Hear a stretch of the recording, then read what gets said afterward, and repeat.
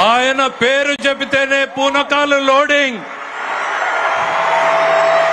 మదపుటేనుగులను కుంకీలతో తరిమేసినట్టు రాజకీయ మదపుటేనుగులను తరిమేయడంలో ఆయన పాత్ర మరువలేనిది. ఆయన మాట్లాడే ముందు దయచేసి విజ్ఞప్తి చేస్తున్నాను. చాలు దిగు, పడిపోతుందా? చాలు మీరందరూ బాగుండాలి కదా, మీరందరూ బాగుండాలి కదా. దింపమ్మా ప్లీజ్, జాగ్రత్తగా దిగే, నువ్వు జాగ్రత్త దిగే, నా మాట దిగు. తర్వాత అబ్బాయికి వెనక తీసుకురండి, అబ్బాయి ఫోటో ఇద్దాం.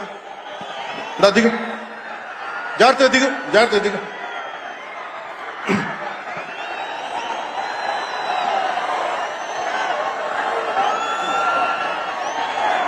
పుట్టపర్తి నారాయణాచార్యులు గారు రచించిన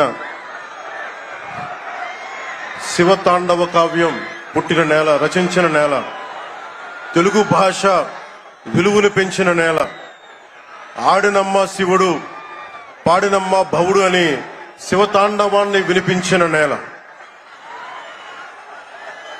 ఈ నేల ఒక పుట్టపర్తి నారాయణాచార్యులు,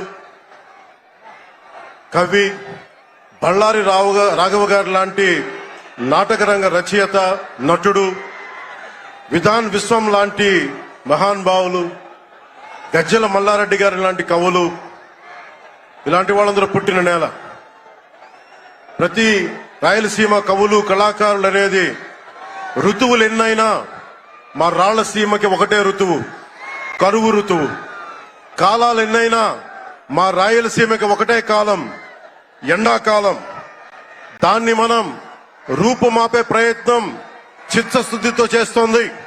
పరిశ్రమలు, ఉద్యాన పంటలు, సాగునీటి ప్రాజెక్టులు మొదలైనవి చేపట్టి రాయలసీమని రతనాల సీమగా మార్చే దిశలోనే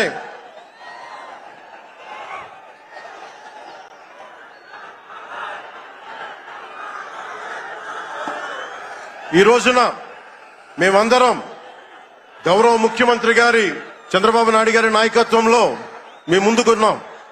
ఈ సూపర్ 6 కార్యక్రమం ఇన్ని వేల కోట్లు ఆర్థిక ఇబ్బందులుండి వీటన్నిటినీ ముందుకు తీసుకురాగలుగుతున్నామంటే మీ భవిష్యత్తు కోసం, యువత భవిష్యత్తు కోసం, మహిళల భవిష్యత్తు కోసం,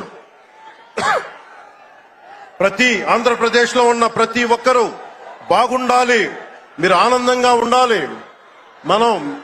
మీరే అన్నారు, ఆ రోజు మేము అడిగాం, రాష్ట్రం బాగుండాలి, యద్భావం తద్భవతి. మీరు ఎలా ఆలోచించారో మేమందరం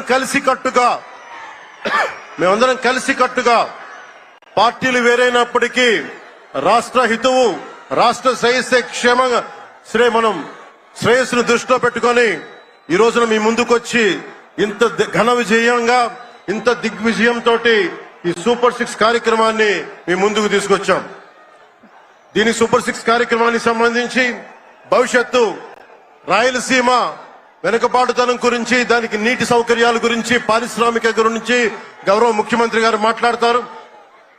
నేను మీ చెప్పదలుచుకున్నది ఒకటి, ఆరోగ్య బీమా పథకం సాకారం కాబోతుంది. ఒక్కొక్క పథకం ద్వారా ఒక్కొక్క కుటుంబానికి 25 లక్షల ఆరోగ్య బీమా వర్తిస్తుంది.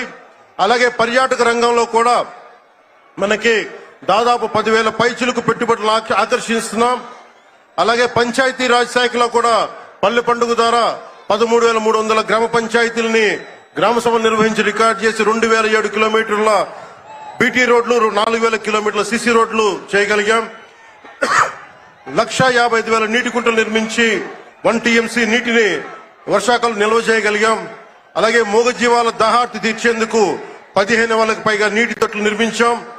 22,518 మినీ గోకులాలు చేశాం. అడవి తల్లి బాట కార్యక్రమం గౌరవ ప్రధానమంత్రి శ్రీ నరేంద్ర మోదీ గారి సహకారంతో, ముఖ్యమంత్రి శ్రీ నారా చంద్రబాబు నాయుడు గారి నాయకత్వంలో కూటమి ప్రభుత్వం 1,005 కోట్లతో ప్రధానమంత్రి పిఎం జన్మన్ పథకం, మహాత్మా గాంధీ జాతీయ ఉపాధి హామీ పథకం ద్వారా రాష్ట్ర ఉపాధి హామీ పథకం 625 గిరిజన గ్రామాలని అనుసంధానిస్తూ 1,069 కిలోమీటర్ల రోడ్ల నిర్మాణం జరుగుతోంది. గర్భిణీ స్త్రీలకి డోలీ మోతల నుంచి విముక్తి కలిగించాల లక్ష్యంతో ముందుకెళ్తున్నాం.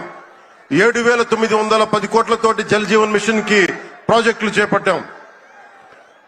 అటవీ విస్తారాన్ని పెంచే లక్ష్యంలో కోటి మొక్కల నాటే కార్యక్రమానికి శ్రీకారం చుట్టాం. కర్ణాటక ప్రభుత్వానికి నుంచి సహకారంతో 4 కుంకి ఏనుగులను తీసుకొచ్చాం. అలాగే శాంతి భద్రతల పరిరక్షణ వ్యవహారంలో భేదాలు చూడకుండా ముందుకు వెళ్తామని శాసనసభ సాక్షిగా గౌరవ ముఖ్యమంత్రి శ్రీ నారా చంద్రబాబు నాయుడు గారు స్పష్టం చేశాం. నేను అదే మాట చెప్పాను. ఆ మాట కట్టుబడే ముందుకు వెళ్తున్నాం. శాంతి భద్రతలు ఎలాంటి ఆటంకం కలగకుండా ఉన్నప్పుడే రాష్ట్రంలో పెట్టుబడులు పరిశ్రమలు వచ్చి యువతకి ఉపాధి ఉద్యోగ అవకాశాలు లభిస్తాయి. ముఖ్యంగా మన రాయలసీమ యువతకి మీరు ఉపాధి అవకాశాలకు వేరే రాష్ట్రాలకు వెళ్లకుండా మన అనంతపురంలో, మన కర్నూలు, మన కడప, మన చిత్తూరు జిల్లాల్లో మొత్తం ఉపాధి అవకాశం పక్క రాష్ట్రాల నుంచి మనకు వచ్చేలాగా పారిశ్రామికరణ జరగాల దిశగా గౌరవ ముఖ్యమంత్రి నారా చంద్రబాబు నాయుడు గారు ఆధ్వర్యంలో ఆయన నాయకత్వంలో ముందుకు తీసుకెళ్తున్నాం. కూటమి ప్రభుత్వం ప్రతి అడుగులోని త్రికరణ శుద్ధితో పనిచేస్తుంది. గౌరవ ప్రధానమంత్రి శ్రీ నరేంద్ర మోదీ గారి వికసిత్ భారత్ విజన్ దిశగా గౌరవ ముఖ్యమంత్రి శ్రీ నారా చంద్రబాబు నాయుడు గారి నాయకత్వంలోని కూటమి ప్రభుత్వం ముందుకు సాగుతూ 2047 నాటికి ఆంధ్రప్రదేశ్ ని దేశంలో నెంబర్ 1 రాష్ట్రంగా తీర్చిదిద్దుతామని మీ అందరికీ తెలియజేసుకుంటూ జై భారత్, జై హింద్.